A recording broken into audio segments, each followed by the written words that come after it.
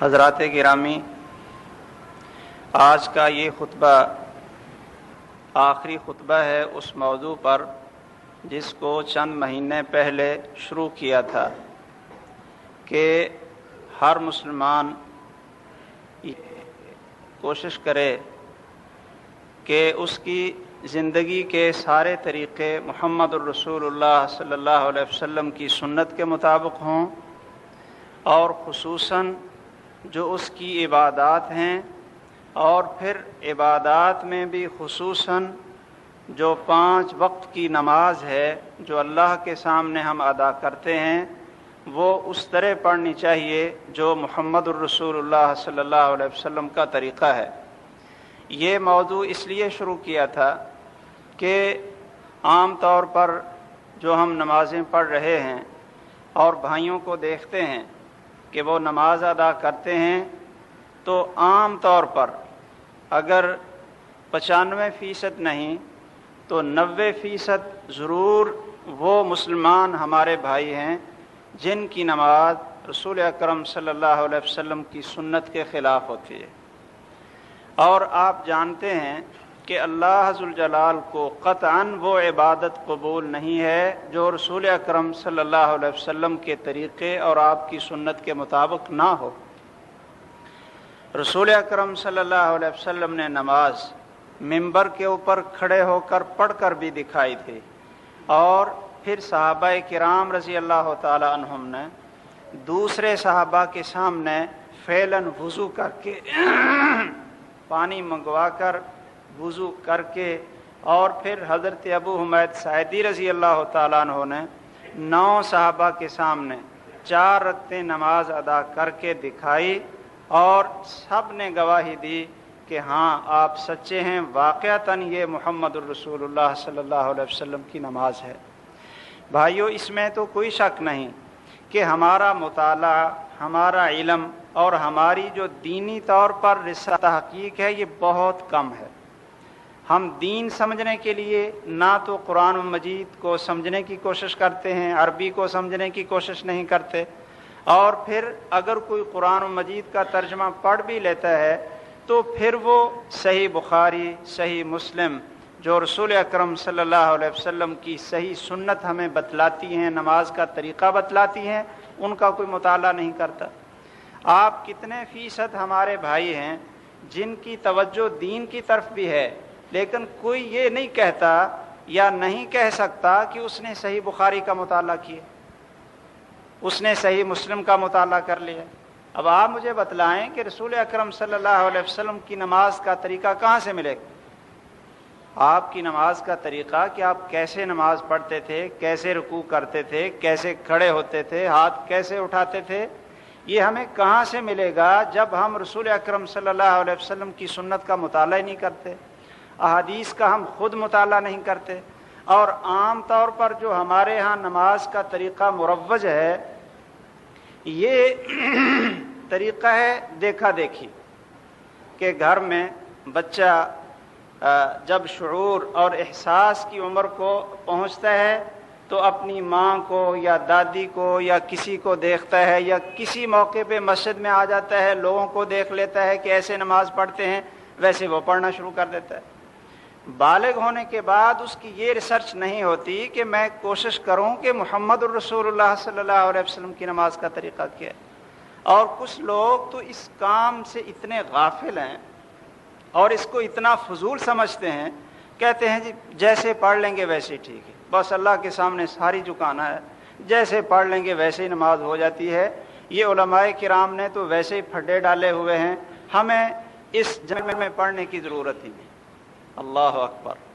دنیا جو حقیر ہے، جو بے قیمت ہے، جو بے قدر ہے، اس کو تلاش کرنے کے لیے تو ہم علوم کی ڈگریاں، رات دن کی محنتیں، کاوشیں اور کوششیں لگا دیتے ہیں کہ ہمیں دنیا کا مال مل جائے، دنیا اکٹھی ہو جائے، لیکن اللہ کا صحیح دین تلاش کرنے کے لیے، محمد الرسول اللہ صلی اللہ علیہ وسلم کی سنت کو صحیح تلاش کرنے کے لیے ہم یہ کہہ کر اپنی جان چھڑا لیتے ہیں، چھوڑو جی یہ جیسے بھی کر لیں ویسے صحیح ہے۔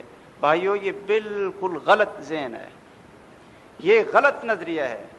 اور یہ ذہن آپ کو اللہ ذوالجلال کی عدالت میں سرخرو نہیں کر سکے گا۔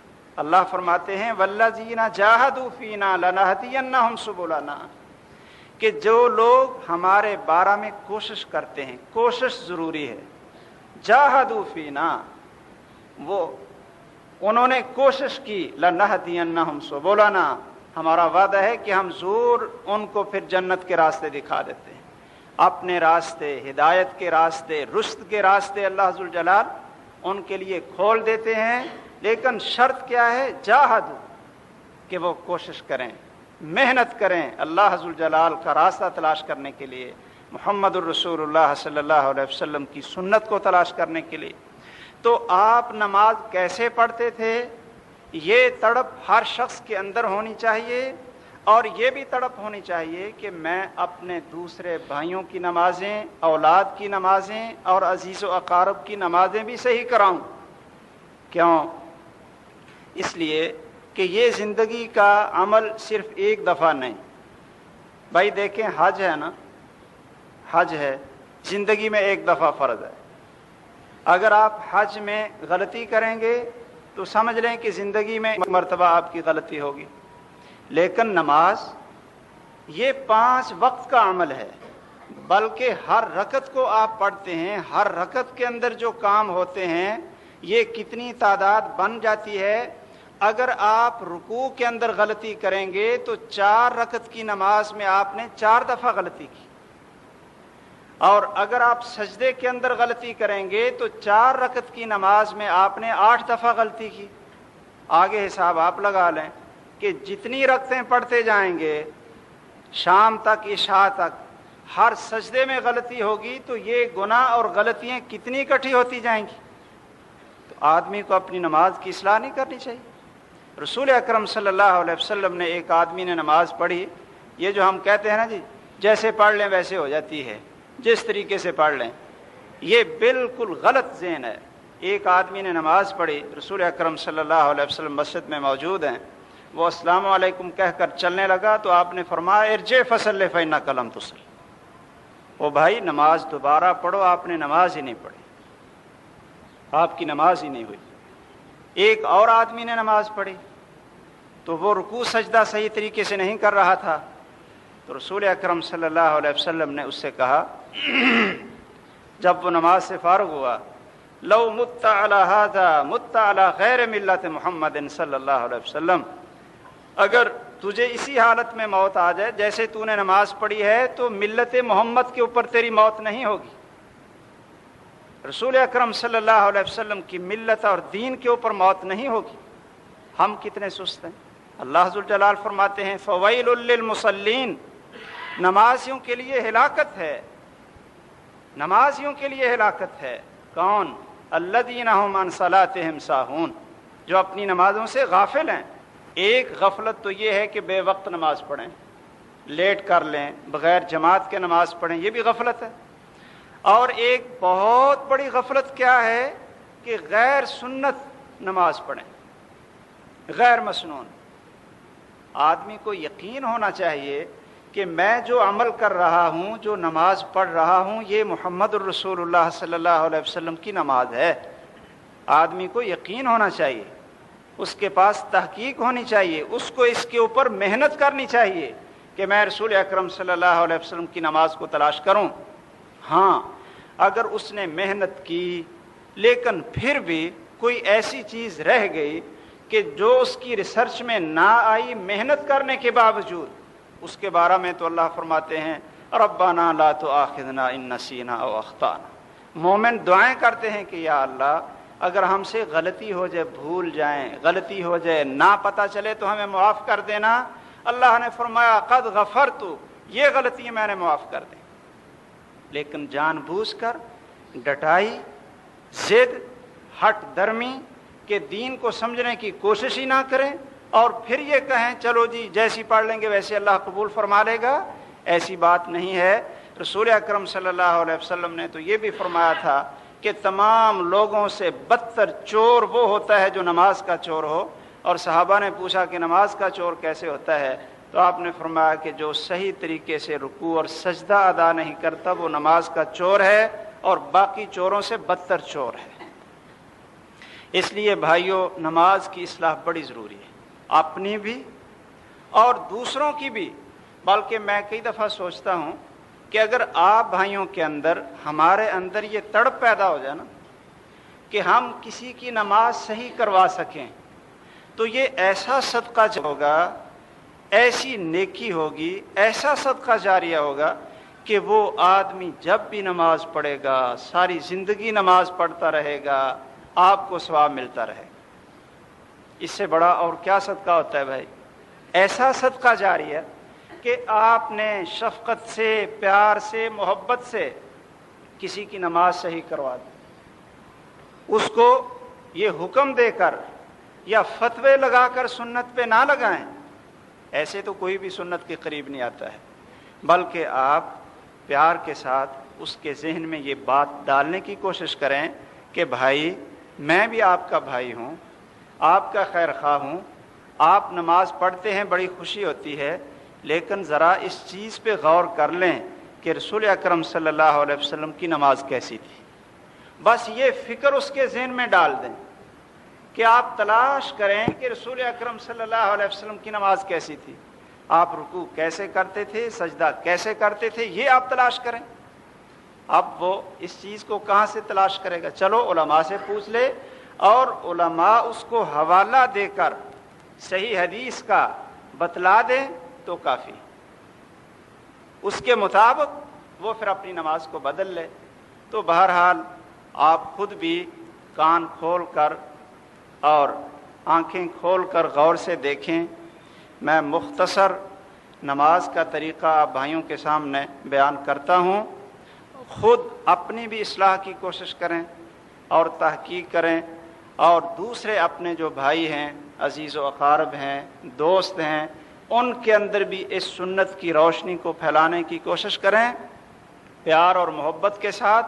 اللہ ذوالجلال اس محنت کو قبول کرے گا، اپنی نماز بھی درست ہوگی، لوگوں کی نماز بھی درست کر کے آپ یہ بہترین صدقہ جاریہ بنا سکتے ہیں۔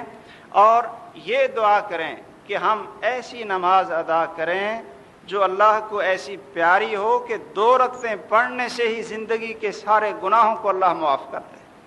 آپ نے فرمایا ہے رسول اکرم صلی اللہ علیہ وسلم نے کہ جو آدمی وضو کرتا ہے صحیح طریقے سے، جو خطبے میں نے آپ کو مسنون وضو بتا دیا تھا، پھر وہ خشوع اور خضوع کے ساتھ صحیح طریقے سے نماز ادا کرتا ہے، جب سلام پھیرتا ہے نا تو آپ فرماتے ہیں یخرج من ذنوبہ کیوم ولدتہ امہ، کہ وہ گناہوں سے اس طرح پاک اور صاف ہو کر نکلتا ہے جیسے آج اس کی ماں نے اس کو جنا۔ لیکن یہ کون سی نماز ہے؟ ہر ایک کی خواہش ہے، ہر ایک کی یہ آرزو اور جستجو ہونی چاہیے کہ وہ ایسی نماز پڑھے۔ اور بھائیو، ایسی نماز کب ملتی ہے؟ جب محمد الرسول اللہ صلی اللہ علیہ وسلم کی سنت کے مطابق نماز کو ادا کریں۔ نماز شروع کرنے سے پہلے جن چیزوں کی ضرورت ہوتی ہے وہ میں نے پچھلے خطبے میں آپ کو بتلا دی ہیں۔ اب یہاں سے شروع کرتے ہیں کہ قبلے کی طرف منہ کریں۔ اللہ نے قرآن مجید میں بھی حکم دیا ہے اور رسول اکرم صلی اللہ علیہ وسلم کا ارشاد بھی ہے کہ نماز جب آپ شروع کرنے لگیں تو قبلے کی طرف اپنا منہ کریں۔ ہاں، اگر کوئی سفر میں ہے اور وہ نفل پڑھنا چاہتا ہے، سنتیں پڑھنا چاہتا ہے، تو پھر سواری کے اوپر جدھر منہ ہو وہ پڑھ سکتا ہے۔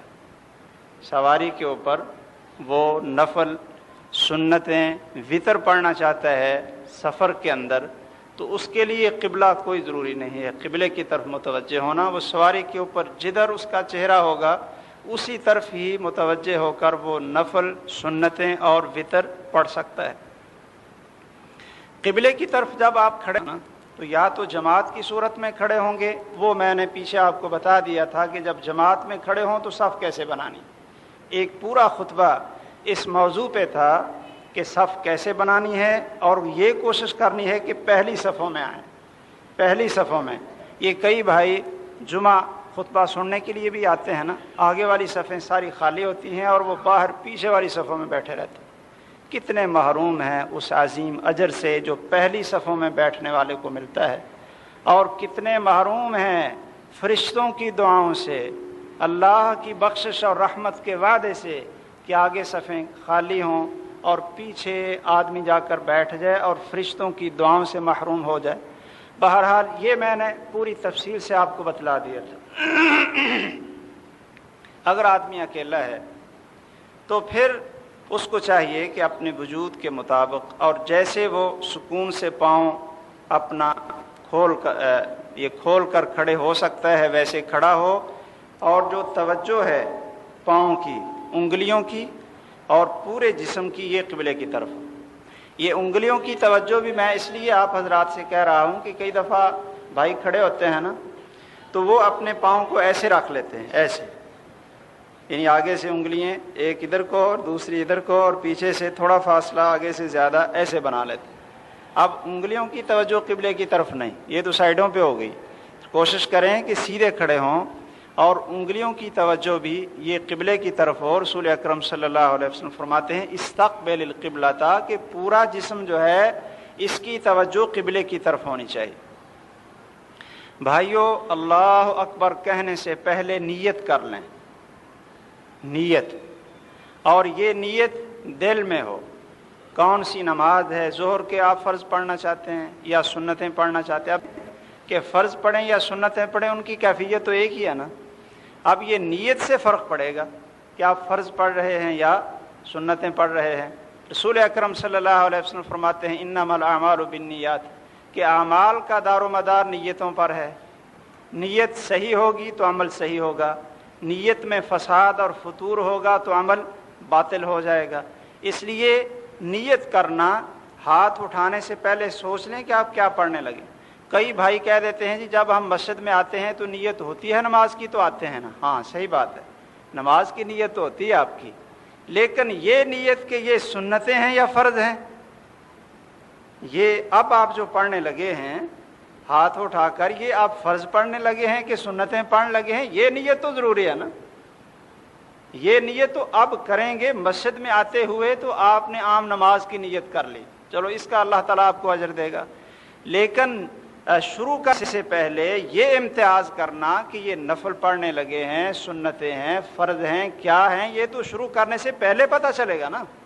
اس لیے نیت کریں، اور یہ بات اچھی طرح ذہن میں رکھ لیں کہ نیت یہ دل سے ہوتی ہے، دل کے ارادے کو نیت کہتے ہیں۔ زبان کے قول اور زبان کی حرکت کو نیت نہیں کہتے، اس کو قول اور لفظ کہتے ہیں۔ نیت یہ دل کا فعل ہے، اور زبان کے فعل کو کلام اور قول اور لفظ کہتے ہیں، اس کو نیت نہیں کہتے۔ تو نیت یہ دل سے ہے۔ اب یہ جو ہم نے نیتیں بنائیں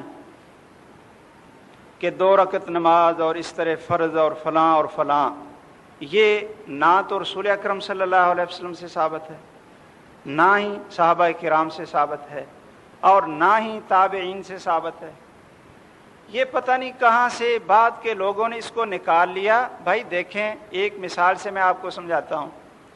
اگر کوئی انگلش جانتا ہے نا، یا فارسی جانتا ہے، پنجابی، اردو، عربی جانتا ہے، جو بھی زبان جانتا ہو، تو وہ سارے اللہ اکبر کہیں گے نا، لفظ اللہ اکبر بولیں گے۔ کوئی فارسی والا یہ نہیں کہہ سکتا اللہ بزرگ ترست، کیونکہ اس کی زبان فارسی ہے۔ فارسی میں اللہ سب سے بڑا ہے، اس کا یہ ترجمہ ہے کہ اللہ بزرگ ترست، کہ اللہ سب سے برتر ہے، سب سے بلند۔ وہ ایسے نہیں کہے گا اللہ بزرگ ترست۔ اور جو پنجابی جانتا ہے، عربی نہیں جانتا، وہ یہ نہیں کہے گا کہ اللہ بہت بڑا ہے۔ نہیں، ایک لفظ بولیں گے سارے، کوئی کسی کی زبان ایک لفظ بولیں، کیا اللہ اکبر۔ کیوں؟ کیوں؟ اس لیے رسول اکرم صلی اللہ علیہ وسلم یہ لفظ بولتے تھے۔ اب اس میں کوئی اختلاف نہ رہا، نہ زبان کا مسئلہ بنا، نہ علاقے کا مسئلہ بنا، سارے اللہ اکبر۔ اگر رسول اکرم صلی اللہ علیہ وسلم زبان سے نیت کرتے تھے تو اس کے الفاظ ہوں گے نا، تو پھر سب کو ان الفاظ کے ساتھ نیت کرنی چاہیے تھی، اپنے اپنے لفظ بنانے کی کیا ضرورت تھی؟ اگر رسول اکرم صلی اللہ علیہ وسلم زبان سے نیت کرتے تھے تو ہم پوچھتے ہیں وہ کون سے لفظ تھے؟ تو تو پھر وہ لفظ یاد کرنے اور کروانے چاہیے تھے، جیسے لفظ اللہ اکبر ہر ایک نے پکایا ہوا ہے، پھر وہ لفظ ہمیں یاد کرنے چاہیے، لیکن ہر ایک کی اپنی اپنی نیت ہے۔ اسی سے پتہ چلتا ہے کہ رسول اکرم صلی اللہ علیہ وسلم نیت کے لیے زبان سے لفظ نہیں بولتے تھے، دل میں ارادہ، ہر ایک اپنی اپنی زبان میں جو وہ سمجھتا ہے، شعور رکھتا ہے، اس کا اپنا ارادہ ہوتا ہے کہ میں اب کیا پڑھنے لگا ہوں۔ تو بہرحال نیت کریں، اور نیت کرنے کے بعد دل میں نیت کرنے کے بعد پھر آپ اللہ اکبر کہیں اور ہاتھوں کو اٹھائیں۔ جب ہاتھوں کو اٹھائیں تو یہ بھی قبلے کی طرف ہونے چاہیے، ہاتھ بھی قبلے کی طرف ہونے چاہیے، نہ تو بند ہونے چاہیے اور نہ زیادہ انگلیوں کو تکلف سے کھلا رکھا جائے، بلکہ جو ان کی اپنی اصلی اور طبی حیت ہے اور کیفیت ہے اس میں رکھا جائے قبلے کی طرف، یا تو کندھوں کے برابر، یہ بھی صحیح بخاری کی حدیث ہے، اور یا پھر کانوں کے برابر، یہ بھی صحیح بخاری کی حدیث ہے۔ اس طرح آپ سکون کے ساتھ ہاتھ اٹھائیں اور اللہ اکبر کہہ کر نماز کو شروع کر دیں۔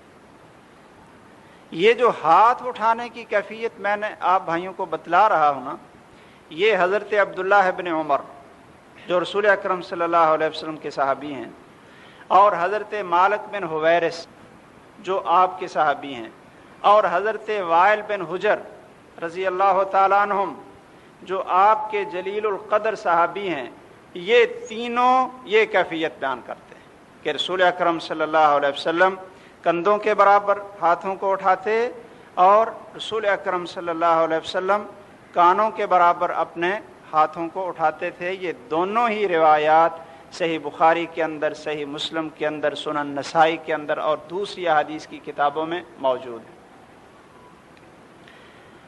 یہ جو نماز شروع کرتے ہوئے کئی بھائی خیال ادھر ادھر اور جلدی جلدی آئے اور جھٹکا دیا اور جو ہے نا نماز شروع کر لی، یہ نماز کے ادب کے خلاف ہے، یہ اللہ ذوالجلال کے سامنے یہ کھڑے ہونے کے آداب کے خلاف ہے۔ اسکنوا فی الصلاۃ، رسول اکرم صلی اللہ علیہ وسلم کا حکم ہے کہ نماز کے اندر سکون اختیار کرو، اطمینان، اور یہ اطمینان سکون کے ساتھ آپ ہاتھوں کو اٹھائیں، دل میں نیت ہو اللہ کے سامنے کھڑے ہیں، کون سی نماز پڑھ رہے ہیں، اور اللہ اکبر، اللہ، یہ جو لفظ اللہ ہے نا، عربی میں اس کا تلفظ کریں تو طریقہ یہ ہے کہ زبان کو مفخم کریں، موٹا کریں، اللہ، یعنی اللہ نہیں، اللہ، اللہ، اللہ اکبر۔ یہ اللہ ذوالجلال اتنے عظیم ہیں کہ اس کا جو علم اور نام ہے وہ بولتے ہوئے بھی آدمی کے اندر اس کی عظمت اور اس کی تعظیم کا تصور ہونا چاہیے۔ اللہ اکبر کہہ کر دایاں ہاتھ بائیں ہاتھ کے اوپر رکھ لیں، دایاں ہاتھ بائیں ہاتھ کے اوپر رکھنا ہے۔ یہ تو حکم ہے رسول اکرم صلی اللہ علیہ وسلم کا کہ دایاں ہاتھ بائیں ہاتھ کے اوپر رکھیں نماز میں۔ اب رکھنا کیسے ہے بھائیو؟ یہ حضرت وائل بن حجر کی روایت ہے، نسائی کے اندر، ابو داود کے اندر اور صحیح ابن خزیمہ کے اندر، کہ رسول اکرم صلی اللہ علیہ وسلم دائیں ہاتھ کو بائیں ہاتھ کی پشت اور جوڑ اور کلائی کے اوپر رکھتے تھے۔ وضع یدہ الیمنی علی ظہر کفہ الیسری والرسغ والساعد، کہ دایاں ہاتھ بائیں ہاتھ کی پشت اور جوڑ اور کلائی کے اوپر رکھتے تھے۔ اس لیے آپ نماز میں دایاں ہاتھ اس طریقے سے رکھیں کہ یہ تینوں جگہ پہ اس کا حصہ آ جائے۔ یہ آپ دیکھیں، کلائی پہ بھی آ گیا، جوڑ پہ بھی آ گیا، اور اس ہاتھ کی پشت پہ بھی آ گیا۔ اس طریقے سے آپ ہاتھ کو باندھیں۔ پھر یہ رکھنا کہاں ہے، کس جگہ پہ؟ جو رسول اکرم صلی اللہ علیہ وسلم کی سنت ہے احادیث کے اندر، وہ 3 احادیث ہیں۔ ایک تو حضرت وائل بن حجر رضی اللہ تعالیٰ عنہ کی روایت، دوسری حلب الطائی کی روایت، اور تیسری سنن ابی داود کے اندر حضرت طاووس رحمہ اللہ کی روایت۔ یہ تینوں کہتے ہیں کہ رسول اکرم صلی اللہ علیہ وسلم جب نماز شروع کرتے تو دایاں ہاتھ بائیں ہاتھ کے اوپر رکھتے علی صدرہی، اپنے سینے پر جو سنت نماز ہے محمد الرسول اللہ صلی اللہ علیہ وسلم کی، اور صحابہ نے آپ کی نماز کی کیفیت نقل کی ہے، وہ کیا ہے کہ سینے پر آپ ہاتھ رکھتے تھے. اور سینہ بھائی آپ سمجھتے ہیں کہ یہ نیچے سے ہڈیاں جہاں ختم ہوتی ہیں یہاں سے پیٹ شروع ہوتا ہے، اور اس کے اوپر یہ سینہ ہے. یہاں رسول اکرم صلی اللہ علیہ وسلم اپنے ہاتھوں کو رکھ لیتے اور کیا پڑھتے؟ سبحانک اللہم وبحمدک وتبارک اسمک وتعالی جدک. یہ دعا پڑھ لیں. اور یا دوسری دعا بھی آپ پڑھتے تھے، اللہم باعد بینی وبین خطایای کما باعدت بین المشرق والمغرب. اے اللہ میرے گناہوں کے درمیان اور میرے درمیان اتنا فاصلہ ڈال دے جتنا مشرق اور مغرب کے درمیان فاصلہ ہے، کہ گناہوں کے قریب بھی نہ جاؤں، اتنا مجھے اپنی نافرمانیوں سے دور کر دے. وَنَقِّنِي مِنَ الْخَطَايَا كَمَا يُنَقَّى الثَّوْبُ الْأَبْيَضُ مِنَ الدَّنَسِ، اور مجھے گناہوں سے اس طرح پاک اور صاف کر دے جس طرح سفید کپڑا میل اور کچیل سے صاف ہوتا ہے. وَاغْسِلْهُ بِالْمَاءِ، اور پانی کے ساتھ دھو دے، اولوں کے ساتھ دھو دے، برف کے ساتھ دھو دے، بالکل پاک صاف مجھے کر دے.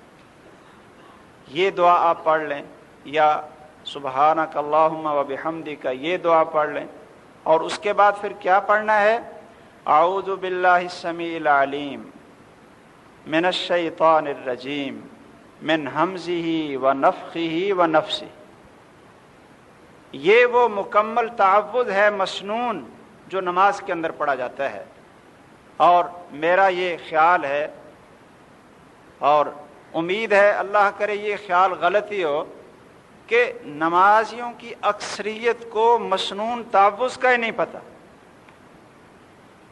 وہ کیا پڑھتے ہیں؟ اعوذ باللہ من الشیطان الرجیم بسم اللہ الرحمن الرحیم اور آگے سورۃ الفاتحہ. حالانکہ نماز کے اندر جو مسنون تعوذ ہے نا سنت کے مطابق کیا ہے؟ اعوذ باللہ السمیع العلیم من الشیطان الرجیم من ہمزہ ونفخہ ونفثہ. یہ آپ یاد کر لیں، یہ آگے بھی ایسے ہی نمازیں نا آپ پڑھتے رہیں. سنت کیا ہے نماز کے اندر تعوذ پڑھنے کی؟ اعوذ باللہ السمیع العلیم من الشیطان الرجیم من ہمزہ ونفخہ ونفثہ بسم اللہ الرحمن الرحیم. پھر آپ آگے سورۃ الفاتحہ پڑھیں. سورۃ الفاتحہ بڑی عظیم سورت ہے. پورے قرآن مجید میں اس سے فضیلت والی، اس سے عظمت والی اور کوئی صورت نہیں. کوئی آپ سے پوچھے کہ قرآن مجید میں سب سے عظیم صورت، تو وہ سورۃ الفاتحہ ہے.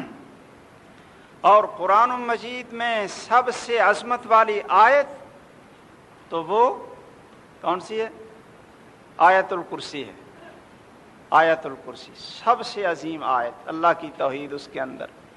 اور سب سے اعظم صورت وہ سورۃ الفاتحہ ہے. اس میں اللہ کی صفتیں اور اللہ کی توحید. ایاک نعبد و ایاک نستعین. اللہ اکبر. بھائیو یہ سورۃ الفاتحہ دم بھی ہے، یہ سورۃ الفاتحہ نماز بھی ہے، یہ قرآن عظیم بھی ہے. تو آپ تعوذ کے بعد اور بسم اللہ کے بعد سورۃ الفاتحہ پڑھیں. نماز کے اندر رسول اکرم صلی اللہ علیہ وسلم سے تواتر کے ساتھ، تواتر بغیر کوئی نماز نہیں ہوتی. آپ نے حضرت ابو ہریرہ کو بھیجا. دیکھیں آپ گلیوں میں اعلان اس مسئلے کا کرواتے تھے جس کی اہمیت بڑی ہو. حضرت ابو ہریرہ رضی اللہ تعالیٰ عنہ کو بھیجا، کہا گلیوں بازاروں میں نکل جاؤ اور ایک اعلان کر کے آؤ. آپ مسجد میں بھی بتلا سکتے تھے نا، لیکن مسجد میں اگر یہ اعلان کرواتے، اسپیکر تو اس وقت ہوتے نہیں تھے، تو مرد آتے وہ اعلان سن لیتے، یا کوئی بیمار ہے وہ بھی نہ سن سکتا، خواتین تھیں گھروں میں وہ بھی یہ اعلان نہ سن سکتی، بچے تھے وہ بھی یہ اعلان نہ سن سکتے. آپ نے مسجد میں تو یہ آرڈر جاری کیا تھا، لیکن ہر بالغ، بیمار، تندرست، مرد، عورتیں، بچے، ہر ایک کو یہ بات پہنچانے کے لیے ابو ہریرہ رضی اللہ تعالیٰ عنہ سے کہا کہ گلیوں میں نکلو اور کیا اعلان کر کے آؤ؟ لا صلاۃ لمن لم یقرأ بفاتحۃ الکتاب، کہ لوگوں سن لو غور سے، اللہ غور سے کان کھول کر، کہ فاتحہ کے بغیر نماز نہیں ہوگی۔ رسول اکرم صلی اللہ علیہ وسلم نے ایک دفعہ فجر کی نماز پڑھائی۔ فجر کی نماز میں قرات اونچی ہوتی ہے نا، تو جب آپ نے سلام پھیرا تو صحابہ کرام سے پوچھا لعلکم تقرؤون خلفی، کہ شاید تم میرے پیچھے پڑھتے ہو؟ صحابہ کرام نے کہا جی ہاں پڑھتے ہیں، ہم آپ کے پیچھے سارا کچھ پڑھتے رہتے ہیں، قرآن بھی پڑھتے رہتے ہیں۔ آپ نے فرمایا میں بھی سمجھ رہا تھا کہ آپ لوگ پڑھتے ہیں اور یہ میرے اوپر قرات خلط ملط ہو رہی ہے، تو میں نے بھی یہی سمجھا کہ آپ پڑھتے ہیں۔ پھر آپ نے فرمایا لا تفعلوا الا بفاتحۃ الکتاب فانہ لا صلاۃ لمن لم یقرأ بها، کہ سن لو یہ نماز کون سی تھی بھائیو؟ فجر کی۔ فرمایا سن لو میرے پیچھے کچھ نہ پڑھا، لا تقرؤوا بشیء، کچھ نہ پڑھو، الا بفاتحۃ الکتاب، سوائے سورۃ الفاتحہ کے۔ کیوں؟ کہ جو سورۃ الفاتحہ نہیں پڑھے گا اس کی نماز نہیں ہوگی۔ مجھے کئی دفعہ نا تعجب ہوتا ہے بعض فقہا کی ان باتوں پہ، جب امام قرات شروع کر لینا تو کہتے ہیں جی آپ سبحانک اللہ پیچھے پڑھ لیا کریں، فاتحہ نہ پڑھا کریں۔ یعنی کیا ہے فتویٰ بعض فقہا کا؟ کہتے ہیں جب امام نے قرات شروع کر دی نا، اونچی پڑھنا شروع کر دیا، تو سبحانک اللہ پیچھے پڑھ لیا کریں، دعائے افتتاح تو سورت فاتحہ نہ پڑھا کریں۔ اچھا بھائی کیوں؟ کیا سبحانک اللہ پڑھنا فرض ہے؟ سبحانک اللہ پڑھنے میں قرآن مجید کی یہ قرات میں خلل واقع نہیں ہوتا؟ یہ ایسی باتیں ہیں جو بالکل رسول اکرم صلی اللہ علیہ وسلم کے حکم اور سنت کے خلاف۔ آپ نے فرمایا لا تقرؤوا بشیء، کہ جب میں اونچی قرات کروں، فجر جیسی نماز ہو، کچھ نہ پڑھو۔ آپ سبحانک اللہ نہیں پڑھ سکتے، اگر امام نے قرات شروع کر دی، آپ بعد میں آ کر ملے تو آپ سبحانک اللہ نہ پڑھیں، اللہم باعث بینی نہ پڑھیں، لا تقرؤوا بشیء، آپ کچھ نہ پڑھیں، اللہ اکبر کہیں اور اعوذ باللہ پڑھ کر سورۃ الفاتحہ پڑھ لیں، کیونکہ اس کے بغیر نماز نہیں ہے۔ لیکن افسوس ہے کہ اگر امام اونچی قرات کرے، پیچھے فاتحہ پڑھ لیں تو کہتے ہیں جی منہ میں آگ پڑ گئی، اور سبحانک اللہ پڑھ لیں تو پھر نماز صحیح ہو گئی۔ یہ کیسی یعنی ظلم کی بات ہے کہ لوگوں کو رسول اکرم صلی اللہ علیہ وسلم کی سنت سے دور کیا کہ فاتحہ پڑھیں پیچھے تو کہتے ہیں یہ آگ پڑے گی قیامت کے دن، نعوذ باللہ من ذالک۔ ایسی موضوع اور من گھڑت واہیات روایات بنا بنا کر لوگوں کو دین سے دور کیا ہوا ہے۔ تو سورۃ الفاتحہ یہ آپ اکیلے نماز پڑھیں، فرض پڑھیں، نفل پڑھیں، امام کے پیچھے پڑھیں، امام بن کر پڑھیں، آپ کا عام اعلان ہے لا صلاۃ لمن لم یقرأ بفاتحۃ الکتاب، جیسے اعلان ہے لا نبی بعدی، میرے بعد کوئی نبی نہیں آئے گا، کوئی نبی نہیں آئے گا، لا صلاۃ الا بفاتحۃ الکتاب، سورۃ فاتحہ کے بغیر نماز نہیں ہوگی۔ ہاں میرے بھائیوں، اگر ظہر عصر کی نماز ہے نا جن میں قرات آہستہ امام پڑھتا ہے، تو اس میں آپ سورۃ الفاتحہ بھی پڑھیں اور اس کے بعد جو آپ کو سورت آتی ہے وہ بھی پڑھ لیں۔ لیکن جو جہری نمازیں ہیں یعنی مغرب، عشاء اور فجر کی نماز، ان میں چونکہ امام اونچی قرات کرتا ہے، اس لیے اگر آپ شروع میں اللہ اکبر میں ملیں تو پھر سبحانک اللہ بھی پڑھیں، اور اسی طرح دوسری دعا بھی آپ پڑھ سکتے ہیں اللہم باعث بینی، پھر سورۃ الفاتحہ پڑھیں، اور پھر جب امام اونچی پڑھ رہا ہے تو آگے آپ خاموش ہو جائیں، سورۃ الفاتحہ کے بعد کچھ نہ پڑھیں۔ اور اگر آپ اس وقت آ کر ملے کہ جب امام نے قرات شروع کر دی سورۃ الفاتحہ، تو پھر آپ سبحانک اللہ نہیں پڑھیں گے، بلکہ آ کر سورۃ الفاتحہ پڑھیں گے اور آگے والی سورت میں آپ خاموش ہو کر امام کی قرات کو سنیں گے۔ اور یہ بھی میرے بھائی اس بات کو بھی یاد رکھیں کہ یہ جو رسول اکرم صلی اللہ علیہ وسلم نے فرمایا ہے یہ قرآن کے مطابق اور قرآن کی تفسیر ہے۔ کوئی بھائی یہ تصور کر سکتا ہے کہ آپ کا فرمان قرآن کے خلاف ہوگا؟ بھئی قرآن آپ کے اوپر اترا، اللہ نے آپ کو قرآن بھی سکھایا، قرآن کی تفسیر بھی سکھائی، قرآن کی تفسیر آپ زیادہ جانتے ہیں یا ہم زیادہ جانتے ہیں؟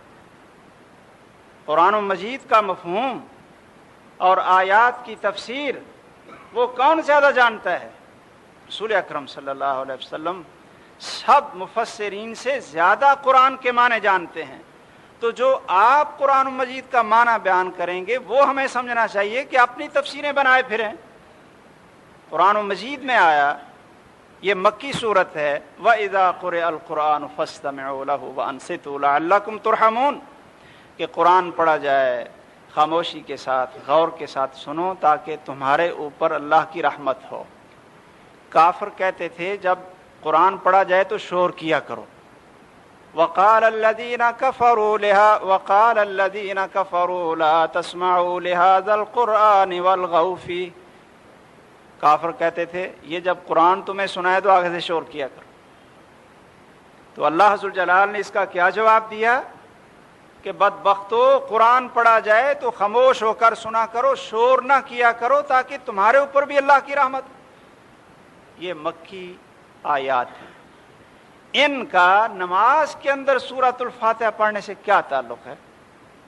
لیکن توڑ موڑ کر اس کو اس کے ساتھ جوڑا جائے تو بھائیو یہ ایسی تفسیر ہے جو اپنی رائے سے، اپنے قیاس سے اور اپنی خواہش کی تفسیر ہے۔ رسول اکرم صلی اللہ علیہ وسلم کے اوپر یہ مکہ میں اتر چکی تھیں، پھر بھی آپ نے حضرت ابو ہریرہ کو مدینے میں گلیوں میں بھیجا کہ جاؤ اعلان کر دو کہ سورۃ فاتحہ کے بغیر نماز نہیں۔ اس سے پتہ چلا کہ امام کے پیچھے سورۃ فاتحہ پڑھ لینا اذا قرئ القرآن کے خلاف نہیں ہے، اس کے خلاف نہیں ہے۔ میں تو کئی دفعہ تعجب کرتا ہوں کہ سبحانک اللہ پڑھ لیں تو پھر اذا قرئ القرآن کے خلاف نہیں بنتا، اور اگر سورۃ الفاتحہ پڑھیں تو پھر اس کی مخالفت ہو جاتی۔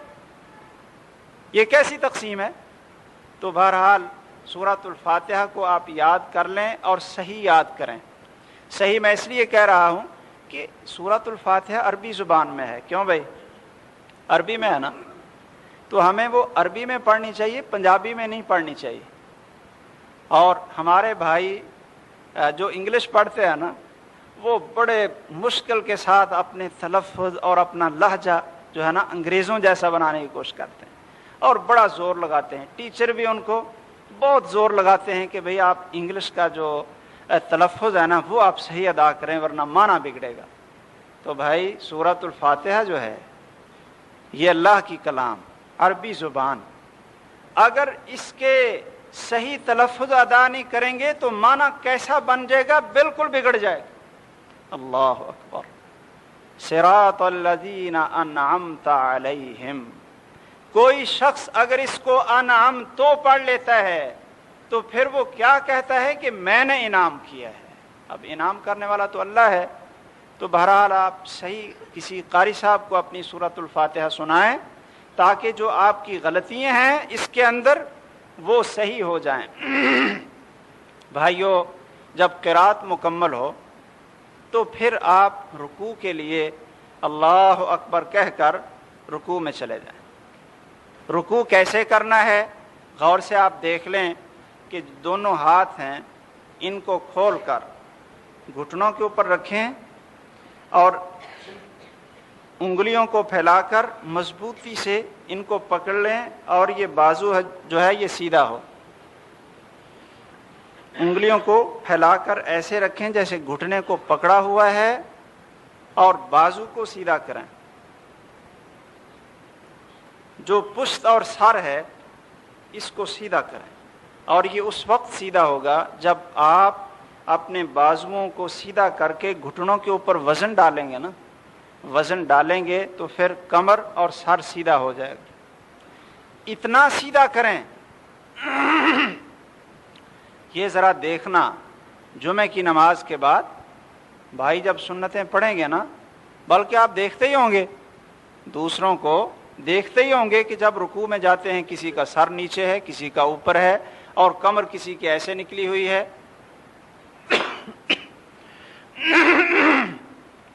رسول اکرم صلی اللہ علیہ وسلم کا فرمان ہے، لا يقبل اللہ صلاۃ احدکم، لا يقبل اللہ صلاۃ احدکم حتی یقیم صلبہ فی الرکوع والسجود، کہ اللہ تعالیٰ کسی کی نماز کو قبول نہیں کرتے جب تک اپنی پشت کو رکوع کے اندر سیدھا نہ کر لے۔ اب اکثریت جب ہم دیکھیں کہ پشتی سیدھی نہیں، کمر جو ہے نا اوپر کو نکلی ہوئی درمیان سے اور سر نیچے ہے، تو کیا اللہ تعالیٰ ایسی نماز کو قبول کر لیں گے؟ ہم تو شاید کہیں نہیں جی ٹھیک ہے ساری قبول ہیں، جیسے پڑھ لیں ساری قبول ہیں، لیکن رحمت للعالمین محمد کریم صلی اللہ علیہ وسلم کا فرمان یہ ہے، لا يقبل اللہ صلاۃ احدکم حتی یقیم صلبہ فی الرکوع، کہ اللہ بندے کی نماز کو قبول نہیں کرتے جب تک اپنی پشت کو رکوع کے اندر بالکل سیدھا نہ کر لے۔ سر اور پشت بالکل سیدھی، کتنی سیدھی؟ کتنی سیدھی؟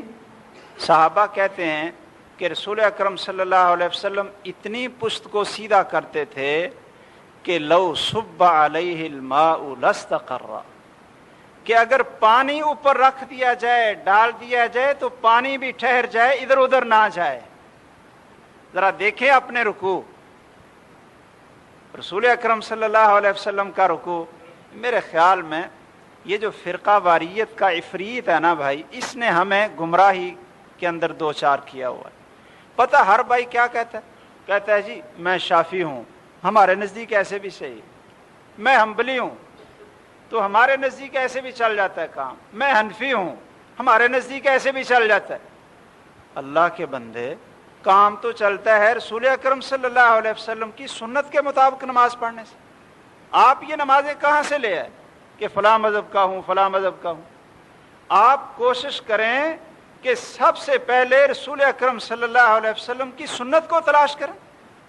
کیا اللہ کے سامنے یہ عذر کہ جی میں فلاں مذہب کا تھا، اللہ ذوالجلال پوچھیں کہ بھائی یہ نماز پڑھ کر لائے تھے، رسول اکرم صلی اللہ علیہ وسلم کی سنت کو نہ تلاش کیا نہ اس کے مطابق پڑھی، تو وہاں ہم کہہ دیں کہ جی میں تو حنفی تھا اس لیے میں نے جیسے پڑھی ویسے ہو گئی۔ اللہ ذوالجلال فرماتے ہیں یوم یعض الظالم علی یدیہ، جس دن قیامت، جس دن ظالم اپنے دونوں ہاتھوں کو کاٹ کاٹ کر کھائے، کاٹ کاٹ کر کھائے۔ یوم یعض الظالم علی یدیہ یقول یا لیتنی اتخذت مع الرسول سبیلا، کاش کہ میں کس کا راستہ پکڑتا؟ محمد الرسول اللہ صلی اللہ علیہ وسلم کا راستہ پکڑتا۔ یا ویلتا لیتنی لم اتخذ فلانا خلیلا، کاش کہ میں فلاں کے پیچھے نہ چلتا، میں نے اس کو دوست بنا لی، جیسے وہ کہتا رہا ویسے میں چلتا رہا۔ لقد اضلنی عن الذکر بعد اذ جاءنی، کہ نصیحت بھی آ گئی، قرآن کا پتہ چل گیا، سنت کا پتہ چل گیا، پھر بھی اس کے پیچھے لگ گیا اور اس نے مجھے گمراہ کر دی۔ یہ بہانہ اللہ کی عدالت میں نہیں چلے گا کہ جی ہم نے تو بڑوں کو ایسے دیکھا تھا، انا اطعنا سادتنا وکبراءنا فاضلونا سبیلا، کہ آدمی کہے یا اللہ ہم تو بڑوں کے پیچھے چل پڑے تھے، سرداروں کے پیچھے چل پڑے تھے، انہوں نے ہمیں گمراہ کیا، ان کو دگنا عذاب دے۔ اللہ فرمائیں گے دونوں کو عذاب دیں گے، اب ہم دونوں کو عذاب دیں گے۔ اس لیے بھائیو یہ ذہن میں نہ رکھو جی ہم جیسی پڑھ رہے ہیں ویسی صحیح ہے، رکوع بالکل سیدھا ہو، اور رکوع کے اندر آپ کیا پڑھیں؟ سبحان ربی العظیم، سبحان ربی العظیم، پاک ہے میرا پروردگار جو بڑا عظیم ہے، بڑی عظمت والا ہے، سبحان ربی العظیم۔ اور پھر بھائیو اللہ اکبر کہہ کر آپ رکوع سے اٹھیں اور سیدھے کھڑے ہو جائیں، سیدھے رکوع کو جاتے ہوئے اور رکوع سے اٹھتے ہوئے جب آپ اللہ اکبر کہتے ہیں رکوع کو جاتے ہوئے اور سمع اللہ لمن حمدہ کہتے ہیں رکوع سے اٹھتے ہوئے، تو پھر دوبارہ اس طرح اپنے ہاتھوں کو اٹھائیں جس طرح نماز کے شروع میں اٹھائے تھے. اس کو یدین کہتے ہیں، ہاتھوں کو اٹھائیں. یہ رسول اکرم صلی اللہ علیہ وسلم کی زندگی، ساری زندگی کی سنت ہے. اور وہ صحابہ کرام جو ساری زندگی رسول اکرم صلی اللہ علیہ وسلم کے ساتھ رہے، انہوں نے اس سنت کو نقل کیا ہے. میرے بھائیوں، حضرت علی رضی اللہ تعالیٰ عنہ سے بڑھ کر کوئی آپ کے ساتھ رہا ہے؟ گھر میں بھی اور باہر بھی. پالا بھی حضرت علی رضی اللہ تعالیٰ عنہ کو آپ نے، اور پھر اپنا داماد بھی بنا لیا. اس لیے حضرت علی رضی اللہ تعالیٰ عنہ آپ کے گھر کی نماز کو بھی جانتے ہیں اور باہر کی نماز کو بھی جانتے ہیں. اور ابتدائی وہ پہلی نماز جس میں ایک دفعہ حضرت علی رضی اللہ تعالیٰ عنہ اور حضرت محمد الرسول اللہ صلی اللہ علیہ وسلم ایک پہاڑ کی اوڑ میں نماز پڑھ رہے تھے. ابو طالب نے دیکھ لیا. حضرت علی ڈرنے لگے کہ پتہ نہیں آپ مجھے کیا کہیں گے. حضرت علی ڈرنے لگے کہ پتہ نہیں یہ کہیں گے کہ بھئی یہ کیسی عبادت کر رہے تھے جو ہم نہیں جانتے. ڈرتے ڈرتے گئے ملے تو ابو طالب بڑے سمجھدار آدمی تھے. وہ کہنے لگے کہ یہ کیا پڑھ رہے تھے؟ کہنے لگے جی رسول اکرم صلی اللہ علیہ وسلم نے بتلایا تھا کہ جبرائیل علیہ السلام آئے، انہوں نے مجھے وضو کا طریقہ بھی سکھایا، نماز کا طریقہ بھی سکھایا، تو وہ ہم نماز پڑھ رہے ہیں. تو کہنے لگے جیسے یہ آپ کا بھائی اور ہمارا بھتیجا آپ کو کہتا جاتا ہے ویسے ویسے کرتے جائیں. وہ سمجھتے تھے لقد علمت بأن دین محمد خیر من ادیان البریۃ دینا. کہتے تھے مجھے پتہ ہے، یہ ابو طالب کا شعر ہے، کہتے تھے مجھے پتہ ہے کہ تمام مخلوق کے اندر جتنے دین چل رہے ہیں سب سے بہترین دین محمد صلی اللہ علیہ وسلم کا دین ہے. لیکن برادری نے نہ چھوڑا. بدقسمتی تھی، برادری نے نہ چھوڑا، اعلان نہ کر سکی کہ میں مسلمان ہوں اور لا الہ الا اللہ محمد الرسول اللہ. تو بھائیو، یہ حضرت علی رضی اللہ تعالیٰ عنہ جو بچپن سے لے کر آخر وقت تک گھر، سفر، حضر محمد الرسول اللہ صلی اللہ علیہ وسلم کے ساتھ رہے، بیٹی آپ کی آپ کے گھر میں، تو کیا وہ ایسی نماز ہمیں بتا سکتے ہیں کہ جو پہلے پہلے آپ کرتے ہوں اور بعد میں چھوڑ دیو؟ وہ فرماتے ہیں سنن ابی داود میں یہ حدیث موجود ہے کہ میں نے رسول اکرم صلی اللہ علیہ وسلم کو جو دیکھا، آپ رکوع میں جاتے اور اٹھتے ہوئے ہاتھوں کو اٹھاتے تھے، رفع الیدین کیا کرتے تھے. تو یہ منسوخ کب ہو گئی؟ بہت سی احادیث ہیں، میرا چونکہ یہ موضوع نہیں، بہت سی احادیث ہیں، لا تعداد روایات ہیں محمد الرسول اللہ صلی اللہ علیہ وسلم کی. اور بھائیوں، صرف ایک بات حضرت معقل بن یسار رضی اللہ تعالیٰ عنہ وہ فرماتے ہیں کہ جب آدمی نماز کے اندر اپنے ہاتھوں کو اٹھاتا ہے نا، 10 انگلیاں اٹھتی ہیں اللہ کی تعظیم میں، تو ہر انگلی اٹھانے کے بدلے ایک ایک نیکی اللہ نامہ اعمال میں لکھ دیتے ہیں. تو ایک دفعہ ہاتھوں کو اٹھائیں تو 10 نیکیاں لکھی گئیں. دوسری دفعہ جب رکوع سے اٹھے تو ہاتھوں کو اٹھایا، پھر 10 نیکیاں لکھی گئیں. نماز کے شروع میں ہاتھوں کو اٹھایا تھا، 10 نیکیاں لکھی گئیں. 2 رکعتیں پڑھ کر تشہد سے کھڑے ہوں، ہاتھوں کو اٹھایا تو 10 نیکیاں لکھی گئیں. اور ایک ایک نیکی کی جب ضرورت ہوگی، نہ ماں دے گی، نہ باپ دے گا، نہ بیٹے دیں گے، جن کو پالنے کے لیے اور جن کی آسائش اور آرام کے لیے ہم پتہ نہیں کیا کیا کرتے ہیں، ایک نیکی بھی نہیں دے گا کوئی بھی. اس وقت یہ نیکیاں اکٹھی ہو کر اللہ ذوالجلال اپنی رحمت اور نجات کا ذریعہ بنا دیں تو اس سے بڑا اور کیا احساس ہے. اور وہ ہمارے بھائی جو اس سنت سے محروم ہیں، ایک تو نماز خلاف سنت، اور پھر انہی نیکیوں سے، اتنی نیکیوں سے محروم، اتنے درجات سے محروم کہ 10 نیکیاں. اللہ اکبر، ہاتھ اٹھائیں، اللہ اکبر، 10 نیکیاں اللہ ذوالجلال لکھ دے. ایک یہ اتنی نیکیوں سے محروم؟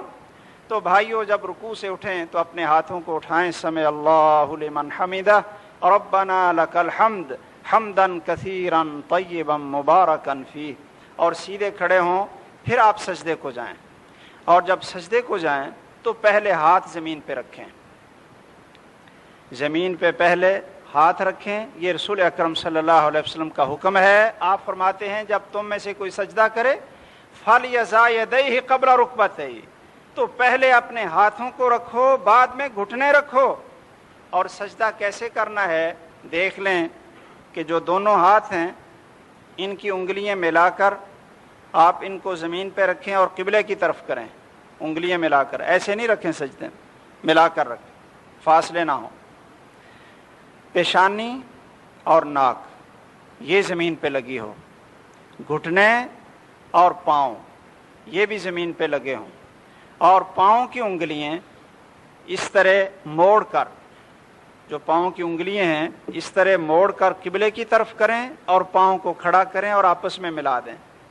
پاؤں کو یعنی اپنے دونوں پاؤں، تیسرے بھائی کے ساتھ نہیں بلکہ اپنے دونوں پاؤں ملائیں، اور یہ جو انگلیاں ہیں ان کو اس طرح موڑ کر قبلے کی طرف کریں۔ ہاتھوں کی انگلیاں تو نہیں ہوتی، یہ پاؤں کی انگلیاں ہو جاتی۔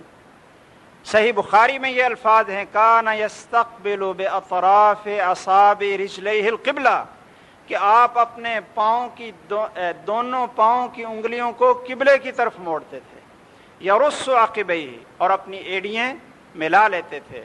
اس طریقے سے آپ سجدہ کریں اور اپنے بازو یہ جسم سے دور رکھیں، یعنی یہ ساتھ نہیں لگائیں ایسے، بلکہ یہ جو بازو ہیں یہ اپنے جسم سے دور رکھیں اور پڑھیں سبحان ربی الاعلی، کہ میرا وہ پروردگار جو سب سے اعلیٰ اور بلند ہے، میں اس کی پاکیزگی بیان کرتا ہوں۔ اور دوسری دعا بھی آپ پڑھ سکتے ہیں سبحانک اللہم ربنا وبحمدک اللہم اغفر لی، یہ دعا بھی رسول اکرم صلی اللہ علیہ وسلم پڑھا کرتے تھے۔ آپ ایک سجدے سے اٹھیں، درمیان میں بیٹھ جائیں سکون کے ساتھ، دو سجدوں کے درمیان، اور پڑھیں رب اغفر لی رب اغفر لی، یہ دعا صحیح مسلم کے اندر ہے، رب اغفر لی رب اغفر لی، بس اللہم اغفر لی اللہم اغفر لی 2 دفعہ اور زیادہ دفعہ جتنی مرتبہ آپ چاہیں۔ پھر آپ دوسرے سجدے میں چلے جائیں اور اسی طریقے سے 7 جوڑوں پہ سجدہ کریں جیسے میں نے آپ کو بتلایا۔ ناک یہ زمین پہ لگنی چاہیے، جس کی ناک زمین پہ نہ لگے رسول اکرم صلی اللہ علیہ وسلم فرماتے ہیں کہ اس کی نماز نہیں ہوتی، اس کی نماز اللہ قبول نہیں فرماتے ہیں۔ دوسرے سجدے کے بعد آپ اٹھیں اور سکون کے ساتھ بیٹھیں پہلے ایک دفعہ، جس کو جلسہ استراحت کہتے ہیں، اور بیٹھنے کے بعد پھر آپ دوسری رکعت کی طرف کھڑے ہوں، اور یہ بیٹھنا سنت ہے رسول اکرم صلی اللہ علیہ وسلم کی۔ بھائیو دوسری رکعت بھی ایسے پڑھیں گے جیسے آپ کو بتلائی، سوائے صورت یہ دعائے افتتاح کے 2 رکعتیں مکمل کر کے آپ تشہد میں بیٹھیں۔ اور تشہد میں بیٹھنے کا طریقہ یہ ہے کہ جو بایاں ہاتھ ہے نا، پہلے یہ آپ سمجھ لیں، بایاں ہاتھ تشہد میں یہ آپ اس طرح رکھیں کہ جس طرح گھٹنے کو پکڑا ہوا ہے، ران پہ بھی آئے گھٹنے پہ بھی آئے، اور ایسے رکھیں جیسے اس کو پکڑا ہوا ہے۔ مجھے ایک بھائی نے بتایا کہ جی ایک مسئلہ ہے، میں نے کہا جی فرمائیں۔ کہتے ہیں مسئلہ یہ ہے کہ یہ جو ہاتھ ہے نا یہ اوپر رکھنے چاہیے، اگر یہ انگلیاں نیچے چلی گئیں تو یہ قیامت کے دن یہاں سے کاٹ دی جائیں۔ اچھا، میں نے کہا بھائی اس کا حوالہ، ابھی تک ہم نے نماز کے موضوع پہ کافی کوشش کی کہ حدیث پڑھیں، مطالعہ کریں، کچھ عمر بھی گزری، اب اس کا حوالہ کہ یہ انگلیاں جتنی نیچے ہو گئیں وہ کاٹ دی جائیں گی قیامت کے دن، اور ہاتھ جو ہے نا یہ بیکار ہو جائے گا۔ کہتا ہے جی حوالہ تو مجھے نہیں پتا، لیکن میں نے سنا ہے یہ جو سنی سنائی باتیں ہیں نا بھائی، انہوں نے اصل میں لوگوں کو سنت سے دور کیا ہے۔ یہ تو سنی سنائی بات ہوگی، پتہ نہیں کہاں ہے کہاں نہیں ہے، اور کہاں یہ کس کارخانے کے اندر گھڑی گئی ہے جس کا ذکر کوئی احادیث میں نہیں ہے۔ اور جو احادیث میں ہے وہ میں آپ کو بتا دیتا ہوں کہ رسول اکرم صلی اللہ علیہ وسلم تشہد کے اندر بایاں ہاتھ رکھتے اپنے گھٹنے اور ران پہ اس طرح رکھتے کہ جس طرح اس کو پکڑا ہوا ہے، یہ حدیث ہے رسول اکرم صلی اللہ علیہ وسلم کی۔ اور دایاں ہاتھ یہ کیسے رکھیں، یہ اپنی ران پہ رکھیں اور 53 کی گرا، 53 کی اشارہ کرنے کے لیے. 53 یہ ہوتا ہے کہ یہ تینوں ہاتھ آپ بند کر، یہ تینوں انگلیاں بند کر لیں، اور یہ جو انگوٹھا ہے اس کو تشہد والی انگلی کے نیچے جڑ میں رکھیں.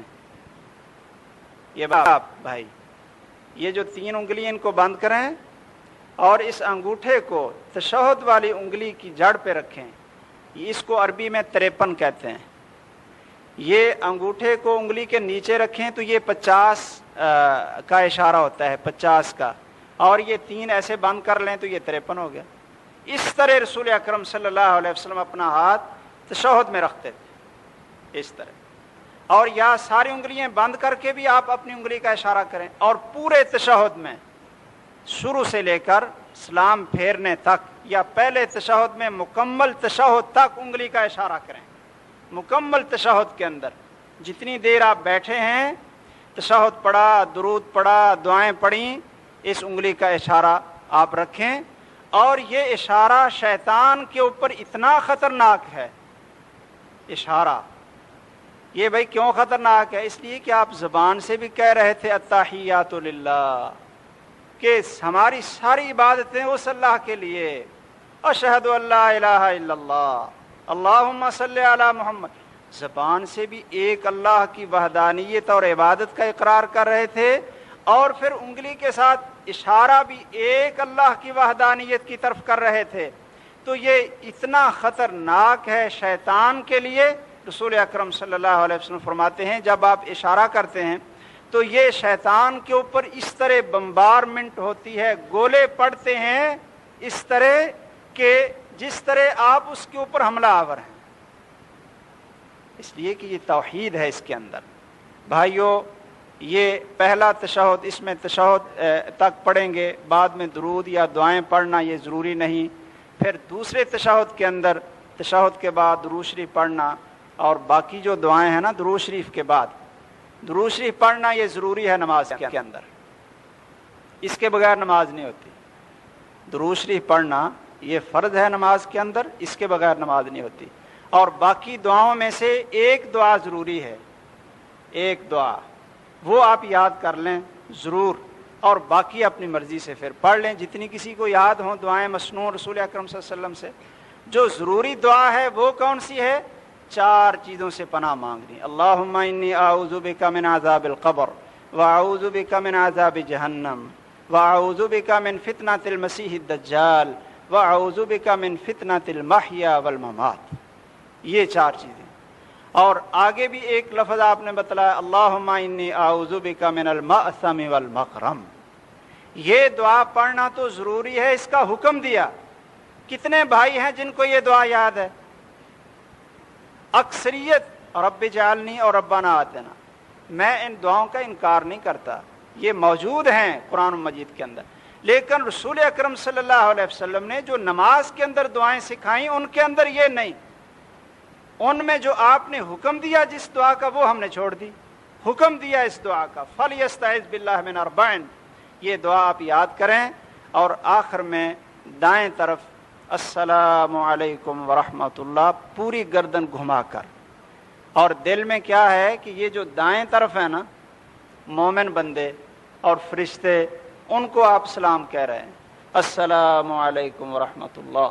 اور بائیں طرف بھی جو فرشتے اور مومن بندے ہیں، فرشتوں کا نام اس لیے لے رہا ہوں کہ آپ کہیں یہ نہ کہہ دیں جی اگر ہم اکیلے نماز پڑھ رہے ہوں تو پھر ہم کس کو السلام علیکم کہتے ہیں. بھائی یہ پھر اللہ کے فرشتے. السلام علیکم فرشتے، اللہ کے بندے جماعت کی صورت میں. اس سے پتہ چلتا ہے کہ نماز پڑھ لیں تو آپ کی دائیں طرف ایسا آدمی بیٹھا ہوا ہے جو آپ سے لڑا ہوا ہے، اور آپ جب ملتے ہیں تو اس کو السلام علیکم نہیں کہتے. کیوں بھائی؟ تو جب دائیں طرف ہوگا نماز میں یا بائیں طرف ہوگا تو پھر آپ کیا کریں گے؟ یا تو لڑائی اتنی بنائے نا کہ اب بھی نہ کہیں اس کو السلام علیکم. کیوں بھائی؟ یہ لگتا ہے کہ یہ نماز صلح بھی کرواتی ہے، اور بھی اس کے فوائد ہیں، تو یہ نماز یہ صلح بھی کرواتی ہے.